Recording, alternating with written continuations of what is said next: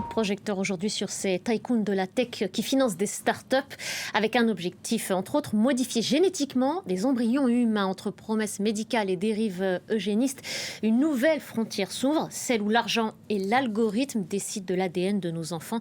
Dans Tech 24, on va faire la lumière sur cette question pour tenter de reprendre, si on le peut encore, notre vie en main. Bonjour Guillaume Gralet, merci d'être là. Bonjour Damien. La course au bébé sur mesure, c'est ainsi que vous baptisez cette chronique. Cette course a commencé. Ce projet a vu le jour dans la Silicon Valley et il vous impressionne et il vous inquiète à la fois. J'ai envie de dire, il nous impressionne et il nous inquiète à la fois. Je m'inclus avec vous. Oui, exactement. Tout le monde est concerné parce que c'est à la fois fascinant. Ça peut avoir certaines bonnes raisons, des raisons thérapeutiques, mais peut-être qu'on touche peut-être un peu trop vite et c'est ça un peu l'objet de la chronique. Il faut en parler. Il faut que l'on soit tous autour de la table pour décider de quoi va être le futur. Effectivement, c'est une start-up américaine qui s'appelle Preventive, qui veut modifier des embryons humains, vous savez, grâce à CRISPR, ce sont les ciseaux moléculaires, pour empêcher la transmission de maladies génétiques graves, en présentant cela comme une nouvelle forme de médecine préventive. Alors la société, elle est financée par plusieurs figures de la tech, on en voit certaines à l'écran, notamment Olivier Mullerin, c'est un ingénieur australien et le mari de Sam Altman. Sam Altman lui-même, le co-créateur d'OpenAI, la maison mère de ChatGPT, mais aussi d'autres personnalités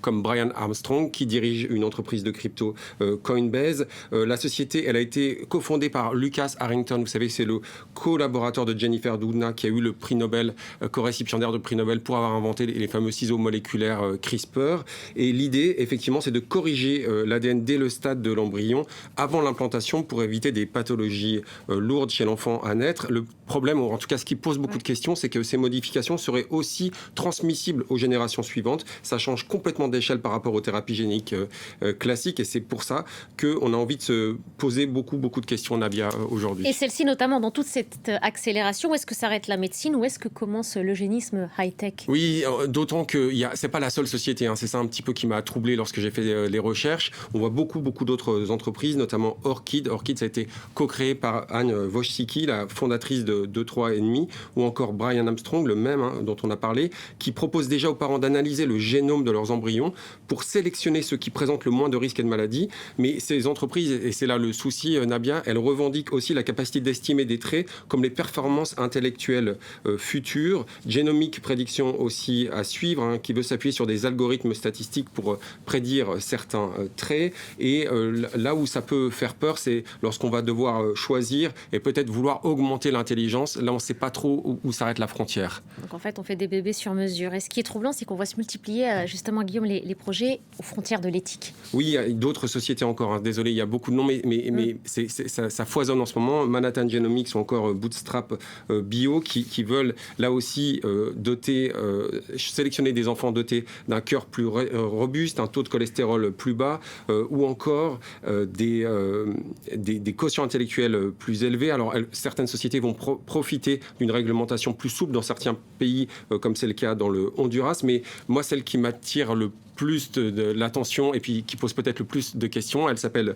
Heliospec Genomics et elle a fait un peu scandale l'année dernière parce qu'elle proposait de vendre des embryons par QI exponentiel, c'est-à-dire un gros QI à $50,000 pièce. Donc c'est-à-dire qu'on va non seulement peut-être on promet beaucoup de choses, mais aussi on va peut-être faire le tri entre les humains, ceux qui auront les moyens d'avoir accès à ces progrès et pas les autres. Et lorsque vous écoutez Michael Christensen, le PDG d'Heliospec Genomics, qui dans une vidéo filmée à son insu a expliqué tout le monde peut avoir les enfants qu'il veut, avoir des enfants qui ne souffrent pas de maladie, tout le monde à condition bien sûr d'en avoir les moyens. Et cette entreprise, elle s'est appuyée sur les données de UK Biobanks. C'est une base de données médicales qui regroupe les informations génétiques d'un demi-million de participants aux Britanniques. Avant d'avoir totalement le tournis, j'ai envie de dire que tous les chercheurs ne sont pas d'accord. Un tout petit focus sur une chercheuse kenyane qui s'appelle Violette Nahanyu et qui, elle, explique qu'il faut le consentement de tout le monde et surtout faire la lumière,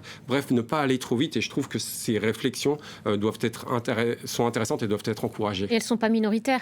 Elles sont un peu minoritaires, en tout cas au niveau de l'argent. Et donc, c'est pour ça qu'il faut avoir ce genre de discussion aujourd'hui. Et que pense le reste du monde, alors, Guillaume, de l'utilisation de ces ciseaux génétiques que vous évoquez ? Ce qui est intéressant, c'est qu'il y a différentes régulations dans le monde. La régulation française, elle est plutôt stricte, mais il y en a d'autres qui sont plus laxistes, j'ai envie de dire. dire. Vous savez, la Chine, elle avait créé la controverse avec l'annonce en 2018 de jumelles génétiquement modifiées par CRISPR. Le chercheur He Jiankui, il avait ensuite été condamné à 3 ans de prison. En Russie, on s'appuie parfois sur une réglementation un peu laxiste, et effectivement, la réglementation européenne est parmi les plus strictes du monde. Pour l'heure, en tous les cas. Et oui.